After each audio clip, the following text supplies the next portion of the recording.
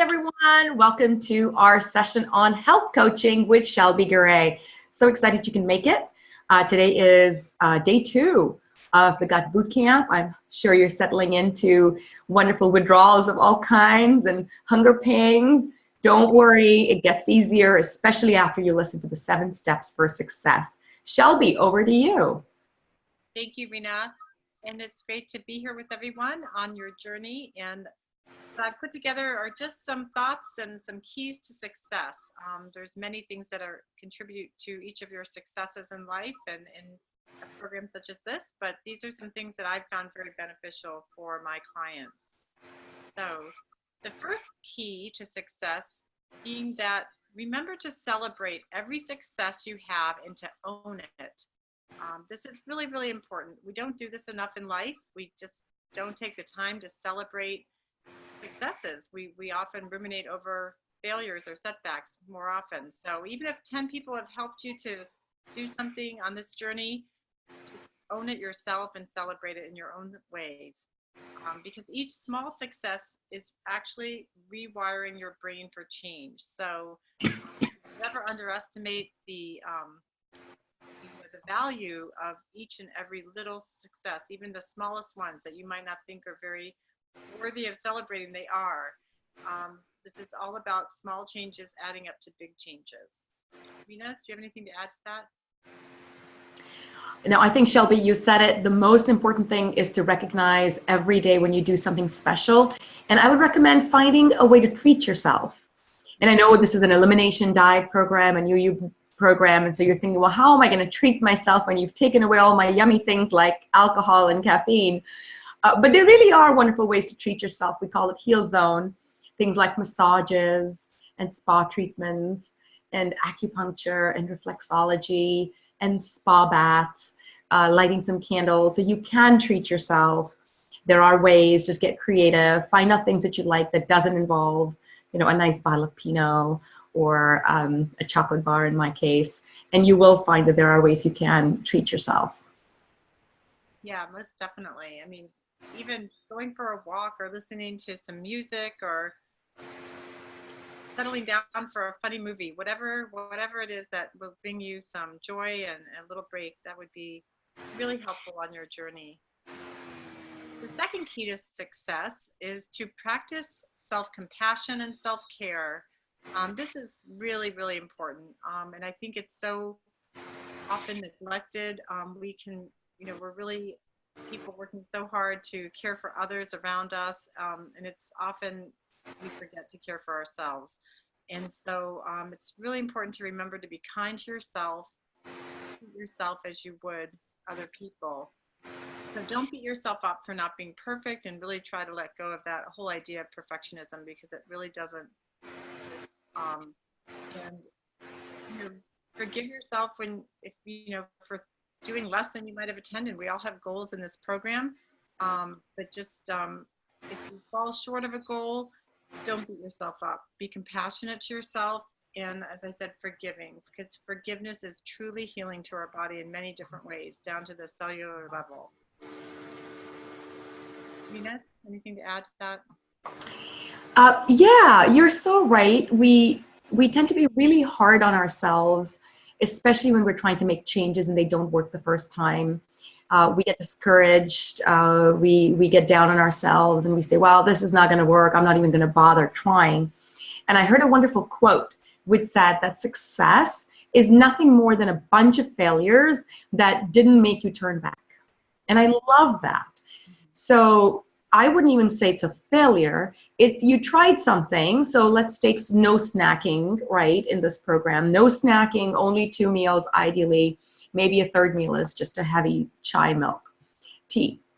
So let's say you're having a hard time with that, right? Let's say you had your lunch and now it's 3 and you're starving and you reach out and you have, let's say in my case, a cookie. So you're going to say, oh my God, I can't believe I had a cookie 10 minutes after you ate the cookie, of course. Because while you're eating the cookie, you're really happy you're doing it. Excuse me. And then you're going to have to make a decision. Are you going to continue the program despite the fact that you had a cookie at 3 when you really shouldn't have? Or are you going to say, well, I just don't have the willpower. I just can't do this. And success comes from not giving up. Success comes from saying, oh, well, that was just one time. I'm going to try again. I'm going to try no snacking as of right now.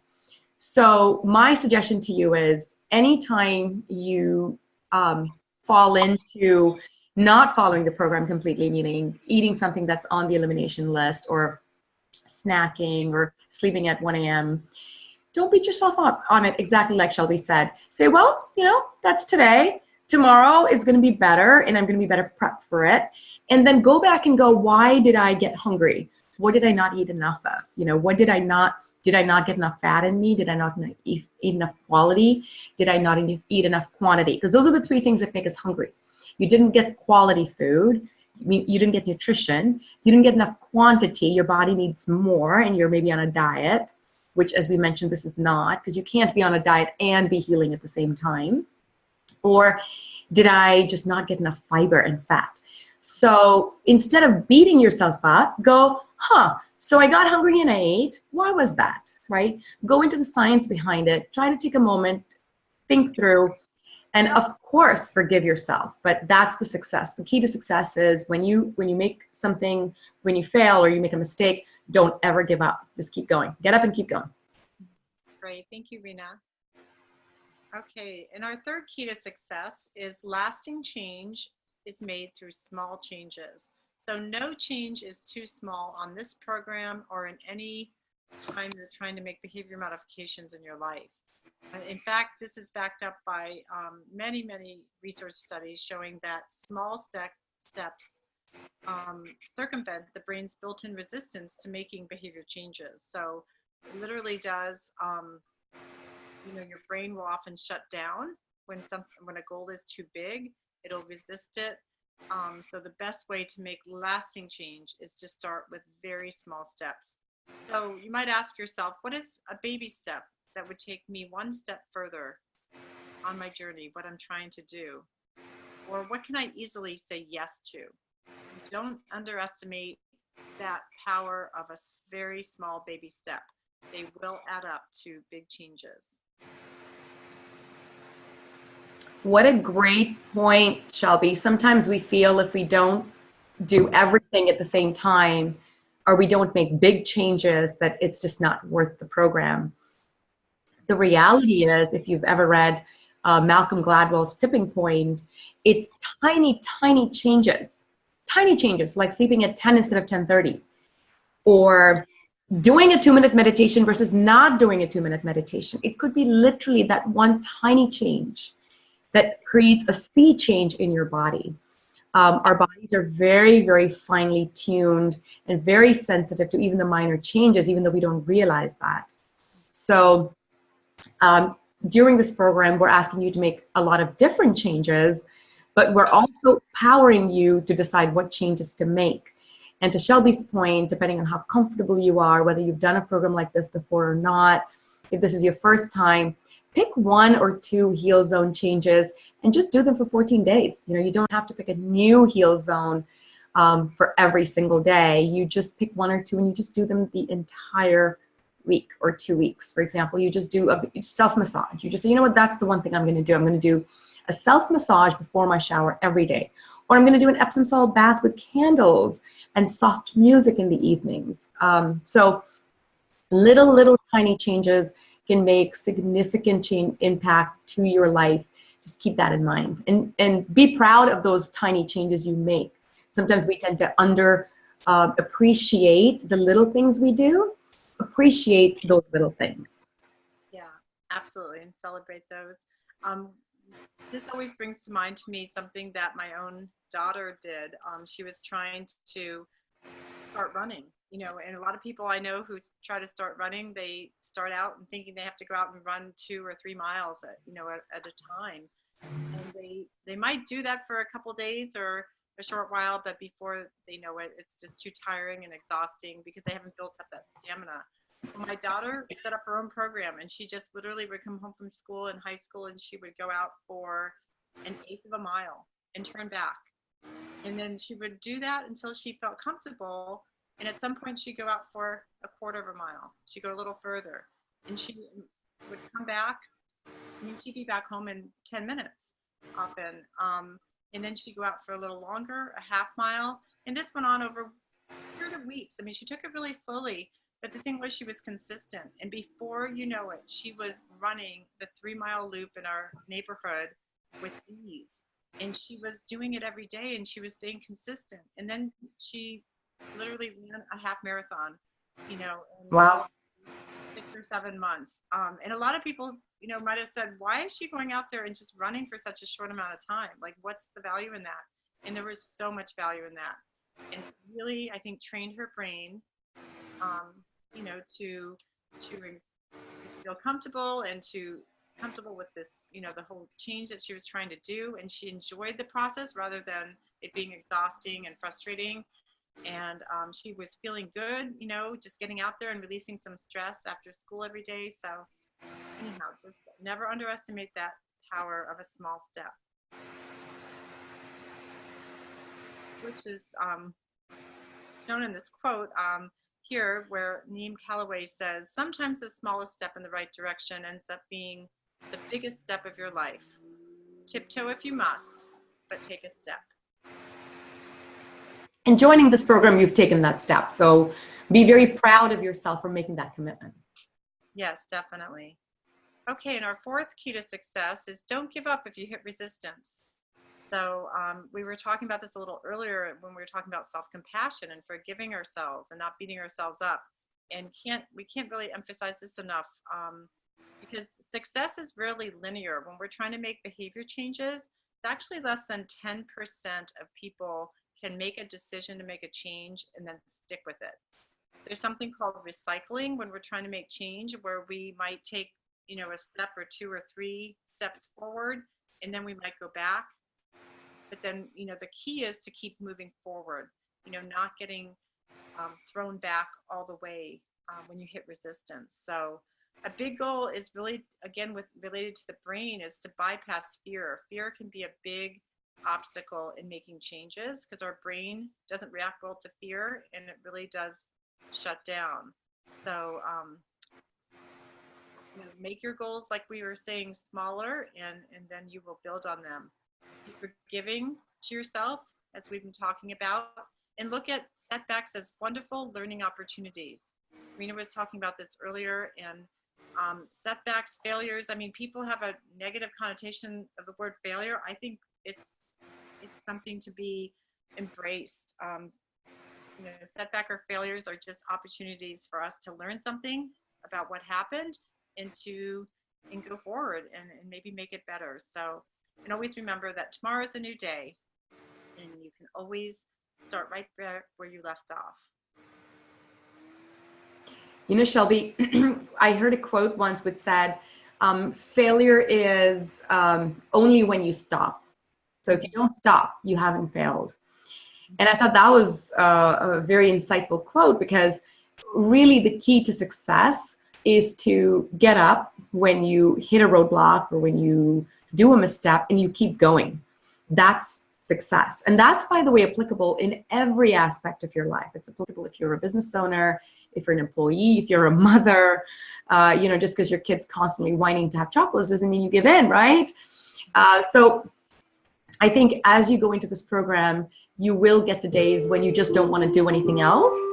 At that point, don't give up. You continue. You march on. And if you fail, let's say snacking is a big deal and you haven't been snacking and now you're starving and it's 3 o'clock and you've had your snack, don't worry about it. Eat your snack and tomorrow you start again. So that way you're not beating up yourself for it. You're recognizing that it's okay to give up. We're all human at the end of the day. So when you hit resistance, take a step back, evaluate, but don't give up. I think the key is don't give up. Get back on the horse, as they say, and keep going.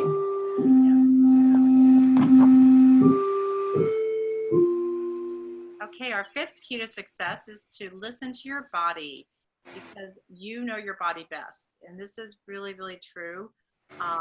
Nobody knows you like you do. Often, though, in our very busy, distracting culture, it's easy to get distracted and not always tune into our body.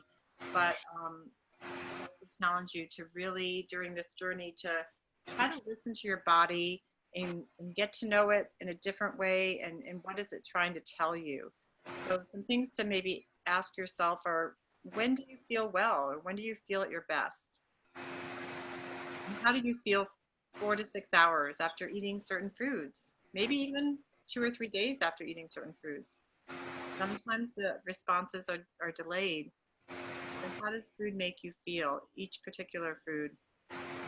And now we know so much about, we're starting to learn so much about the whole gut-brain connection and how it's an information superhighway, from our gut to our brain. So really any mental disorder or condition starts in the gut. So we really have to look at what we're eating when we're having these kind of conditions. So, how is my mood and mental clarity and emotional state after eating a particular food? As an example, sugar can have a really negative toll on our mood, but sometimes we miss that because at first we think that we're enjoying the sugary treat, but then how does it really make us feel afterwards? And what do I need to eat for the next 3 or 4 hours to nourish myself and to energize my body?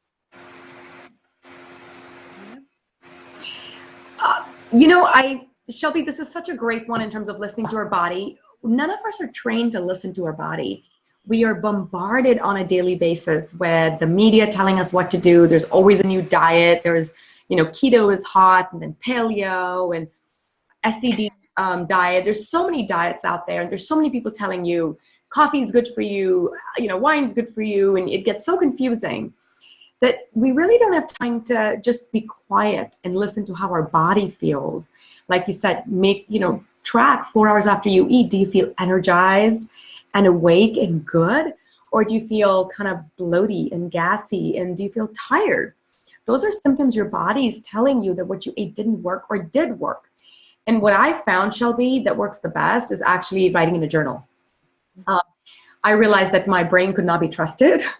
And so the only way this would work is if you actually write down at meals, what time did you eat? What did you eat? Because also, as Dr. Eric had said on our kickoff call, sometimes it can take up to 3 days for a particular food to have a reaction. So writing down makes it easy to listen and remember. And so if you haven't downloaded and printed the Heal Journal, please go to the site and do that. It's so easy to print. Keep it with you. It's so easy to use. We're already getting positive feedback on that. Or grab your phone, right? Open up the notes tab, open up the calendar. Again, don't have to make it complicated. Just get on your calendar and make some notes. At 12 p.m. I ate this, and this is how I feel. But make listening to your body a priority. Yeah, great. Thank you, Rena. So important. I love that Heal Journal. Okay, our 6th key to success is to really be prepared and plan for success by having healthy substitutes for foods that you're trying to avoid. And always have them on hand. As I think Rena was saying, hunger can be a real challenge, if we, just are brought, hunger comes on quickly and can really take us by surprise. If we don't have something to combat it with, it can really be difficult. So plan for success by being prepared, shopping ahead of time for foods that you can substitute. There's so many wonderful substitutes for foods, and things you can either buy or make yourself.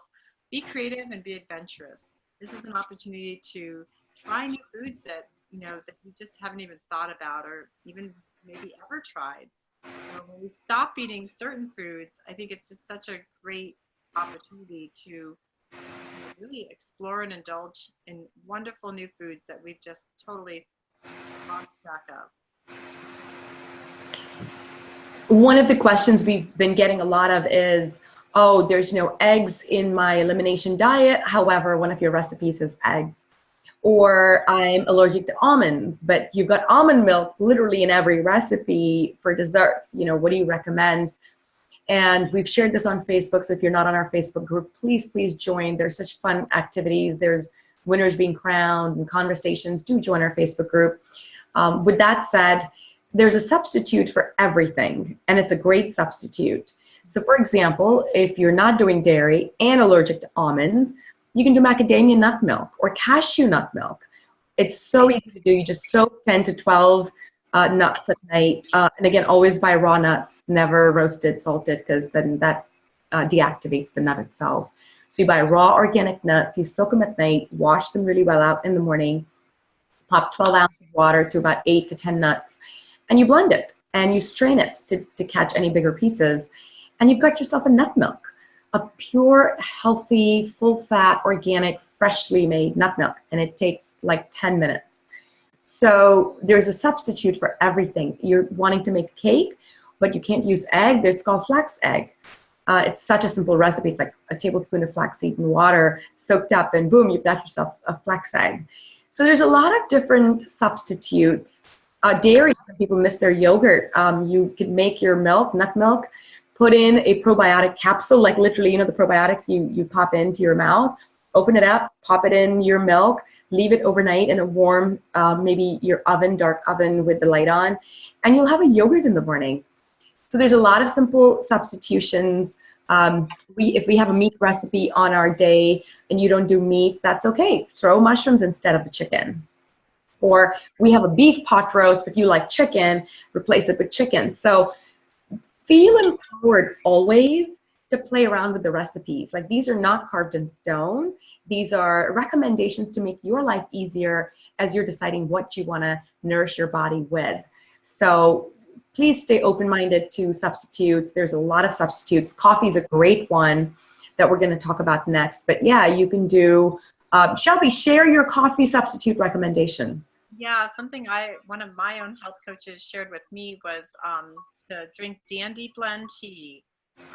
And it's just amazing. It's made of chicory root and dandelion root. So it's very detoxifying, very pure, gluten-free, caffeine-free. And it actually tastes so much like coffee that I've come to like it even more than coffee. It just has a really rich, nutty flavor from the chicory root, and it has a smooth, almost creamy consistency. So it's a great way to wean yourself off coffee, or substitute it so that you're not drinking as much coffee. And you can also add a little MCT oil if you'd like, which is making it more like a bulletproof, coffee, giving you some more sustained energy. You can blend it or just stir it in, but it's a wonderful substitute for coffee. But I know you have another one too, Rena, right, with the mushrooms? Yeah, chaga mushroom tea. So when I went caffeine-free, sugar-free for 14 months, and I used to drink 4 cups of coffee, Starbucks specifically, peppermint mocha, I really paid a heavy price initially with the withdrawals, and then of course just for the cravings. And what I found was that chaga mushroom tea is unbelievable. It tastes nothing like coffee. It tastes like you're drinking dirt. So adding the Dandy Blend is a wonderful idea to give it that flavor it's missing. But chaga mushroom tea is so amazing in terms of energy. You will not miss your coffee when it comes to energy. And if you've got really strong withdrawals, you can pop in 2 bags of chaga mushroom tea. It's listed in day 3, and there's a link on buying it from Amazon as well. So it should be easy for you to do that. But chaga mushroom tea, MCT oil, I love MCT oil. It takes away the brain fog in the morning. So if you're doing intermittent fasting and you're starving in the morning, or your brain's just not waking up, then just a teaspoon and a half of MCT oil, just gulp it down, will power your brain, and it'll keep it going for 3 to 4 hours. It's pretty remarkable. Yeah, thank you. And I actually purchased my Dandy Blend. You can from Amazon, so it's the easiest way. So I haven't found it in a store yet. So check out their website. Okay, and our final 7th key to success is to master your self-talk. This is so important. I really feel like how we talk to ourselves has so much impact on our health and well-being. It's been proven time and again that our future really does reflect our thoughts, and our thoughts become our beliefs and our actions. So stop ruminating, stop worrying, and stop being negative with yourself and critical of yourself. When you shift your beliefs, you can really shift your life. And always remember to laugh. I think humor is so important to our health. It's been, again, proven to be very helpful to our health. Humor, laughter can ease depression and so many different conditions. So we really want to make this, as fun as possible. Try not to take it too seriously. Remember to laugh and to have fun and to be positive and affirming with yourself. Sometimes it becomes a little bit of a catch-22 where you're already so deep down into this anxiety hole or negative self-talk that it's really hard to get out of that spiral, that downward spiral. And so one of the things that I found that works really well is a couple of supplements, believe it or not, because sometimes the negativity is coming from a hormonal imbalance. Some of the irritability, the rage is coming from, especially for women around menopause, is coming from hormonal imbalances along with the gut dysbiosis. Or especially if you've got a serious gut dysbiosis, you might have a lot of mood issues being triggered from there. And then it's really hard to master the self-talk because your body's chemicals are playing in at this point. And so what I found is there's some herbs that are just miraculous. Banyan Botanicals is an organic brand that creates something called a tranquil mind that just, again, I swear by.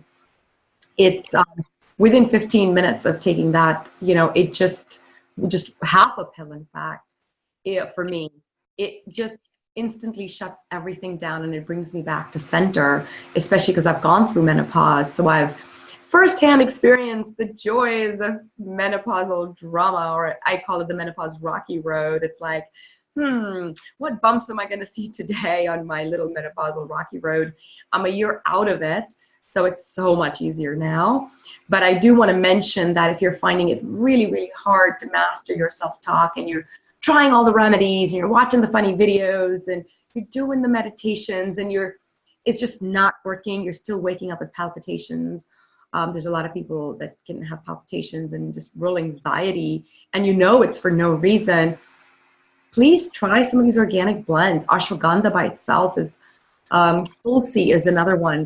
These are considered to be adaptogens that can really calm the mind down. St. John's wort's another one. So take a look at reading supplements to see the Banyan Botanicals Tranquil Mind after having tried thousands of supplements, and I am not exaggerating. 90% of them didn't work. The ones that did work are the ones that I've put and I've shared, and the one that I'm still on is the Tranquil Mind. And I take it at night to actually sleep through the night without waking up a single, even once. So just stay open-minded to alternatives if you're having a really, really hard time staying on top of your self-talk. Great, thank you, Rena. And here's just a quote from Buddha. Your worst enemy cannot harm you as much as your own unguarded thoughts. So, practicing kindness toward yourself and what you say and think. And lastly, I leave you with this quote from Maya Angelou. She says, "My mission in life is not merely to survive, but to thrive. And to do so with some passion, some compassion, some humor, and some style."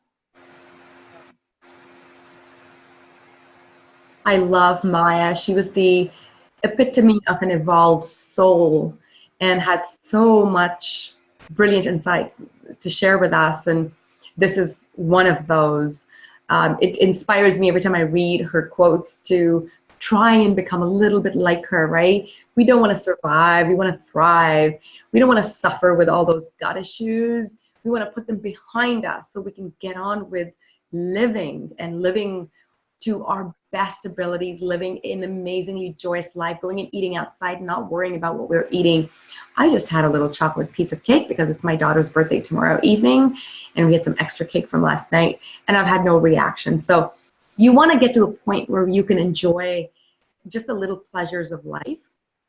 And whatever we have to do for 14 days, 28 days, in my case, 14 months, is nothing. It's a blip. It's nothing if you can get to that place where you're thriving and not just surviving on a day-to-day basis and watching everything you eat and stressing out about how your body's going to react or looking for where the closest bathroom is. So keep that in mind. Have your bigger vision for your life, right? Be committed to a life that's free of gut issues, because that's where it starts. All starts up here. So believe you're going to get there. If Rena can do it, so can I, right? Believe in that. And the rest will come easier. So let's go into Q&A. So we have some great questions that we're going to answer. The first one is on almond milk allergies, which someone said they've got allergies to almond milk. And as I've shared earlier during this presentation, please swap it with any nut milks. That's not a problem. There's another question on snacking. Is it okay to snack? How firmed up do we need to be on that? So on that one, I will say it's a mandatory rule. No snacking. Why? Because remember from that first call where I showed your hand scratched up, or showed a hand that had a bleeding scratch on it? And keep that in mind. If you keep throwing stuff on it, how will it heal? So the number one goal of this boot camp, if there's nothing else, is to give your digestion a rest. Remember, it's meant to be a spa retreat for your gut. Maybe a boot camp for you, but it's a spa retreat for your gut. So with that said, how is a spa retreat if you're going to put snacks in your mouth every hour and put it to work? So I would say, please don't snack. Give 4 hours between meals at least, which means you get a chance to have 3 meals, which also means you can keep eating for about an hour, as we shared. Eat good full meals, right? Eat enough fiber, eat enough fat. If you're hungry, it's because you didn't get enough food in you. Don't diet. That's not the goal of this. This is not a weight loss boot camp. This is a healing boot camp. You can't be on a weight loss diet program and be healing at the same time, because that doesn't work. Your body needs nutrition to heal. So eat a good, nutritious meal. And there's no way you'll be hungry in 4 hours, because your gut's going to be just so busy digesting all those yummy things you ate. So it's definitely a no on snacking. With that said, exceptions are fine. So there's another question around what do we eat on this weekend? We've got a breakfast out tomorrow, and we're going to be going out this weekend. What do we eat? Keep in mind, we're assuming you're going to have exceptions to the rule, right? So 80-20 rule. I'm assuming that on the weekends it's going to be really hard for anyone to follow I eat my lunch at 11 and I eat my dinner at 5 or 6 and I go to bed at 10:30. Like, it's not happening on the weekends, and that's fine. That's okay. Your gut's probably, if you've given it the full break it needs for 5 days, it can handle a couple of days of the rocky road. So if you've had a snack on one day, it's fine. Don't beat yourself up on it. Have your snack. Don't deprive, because remember, we want you happy. So be happy, eat your snack if that's what you need to do, but then sit down and go, why did I need to eat a snack? Why was I not full? And what do I need to change in my next meal? And if I need to go out and eat a breakfast and I'm not eating eggs, then have some veggies. Eat before you go. That's the other recommendation. If you're going to go out and eat, what should I do? Eat something nutritious before you go. So maybe you've eaten 80% of your meal at home and you'll eat only 20% of your meal out. So you're still eating as a social experience, but you'll eat healthier. Like, maybe you'll order a bunch of sides. You'll order a side of spinach and a side of carrots and some quinoa or some rice, and maybe some chicken, and that's a good meal. So that's how you can balance between, if you're going to eat out, what do I do at that point? Shelby, were there any other questions that we wanted to answer? I think we talked about most of them. With some substitutes, like we were talking about earlier, with caffeine substitutes, but I think we covered most of those. Honey and ghee was the other one. If you're waking up tired and you're having all these withdrawals, a 1/4 teaspoon of ghee and a 1/4 teaspoon of honey kind of pulled together, slightly melted ghee, and then just roll it around in your tongue. So don't just kind of pop it in your mouth and swallow it. Just kind of put it in your mouth and just sort of savor it. Close your eyes and just savor it and let it just melt around in your mouth. Take a minute to just absorb it in. And you'll find within 15 minutes it will give you superb energy and satiety. You'll just feel full, like you're not craving, and your mind will wake up too. MCT oil as well for brain fog, and of course chaga and dandelion to give you the little caffeine fix if you're missing that. One of the questions is, oh my God, there's so much cooking. Do I have to cook 2 meals a day? Is there a way to simplify? Absolutely. We wanted to give you options, right? We didn't want to say to you, here, cook the same meal and eat it twice a day and eat it for 14 days. I think we would have scared a lot of you away. So we've given you 50 recipes of all kinds, but some of you are ready to now pull back and say, give me something that I cook once a day, and give me a dessert that I cook maybe once every 3 days, and I just kind of enjoy that. We are going to create a new page called the Simplified Meal Plan. Please take a look at it. It's incredibly simple. It'll give you basically like a little buffet of, pick your grain, here's your grain options. Pick your greens, here's your green options. Pick your meat, here's your meat options. Here's the apple cider vinegar, here's your oil options, here's your herb options. And basically toss it all together in a crock pot, let it cook, and you eat that for breakfast and lunch, or I'm sorry, you eat that for lunch and dinner. And same for teas. You can pick 1 or 2 teas and just do those for 14 days. You don't have to do a different tea every single day. Same goes for meditation, same goes for workouts. We've given you 14 meditations, 14 workouts. Go through the pages, go to the meditations page and check them out. They're just 2 to 3 minute meditations. Go to the workouts page and check them out, and then decide which ones you want to do for the 14 days. So you've got a very structured routine. So you don't have to feel that you have to do different things every day. For some of us, we want variety. And so for them, the day by day works. For those of you who are like, just give me 2, 3 things and I'm just going to do those for 14 days, that's an option as well. And all the options are on the site. Okay. Well, if there's no other questions, then I want to thank you all for attending. Thank you so much, Shelby, for taking the time out and for sharing some amazing 7 steps. We are going to be crowning another winner. So if you're not on Facebook, please join. We're having some fun conversations on Facebook. We're announcing winners there. Joyce and Jim Tate won our crown. Pratima won the crown today for going from misery to mastery. And if you want to learn more about that, you can join the Facebook group. If you don't have Facebook, that's fine. You're not missing anything other than the conversations, because we're sharing all the materials via emails as well as on the website. If you haven't taken the gut quiz, there's a few of you still left. Please finish the gut quiz. We are going to be buddying you up next. So each of you is going to get assigned a buddy to work with you during the program. So each of you has someone to share, talk, complain, whine with, be creative with. So keep a lookout. We should have your buddy lists out for you tomorrow. And until then, keep smiling. Thank you for being part of the program. And we'll talk to you real soon. Bye. Thank you.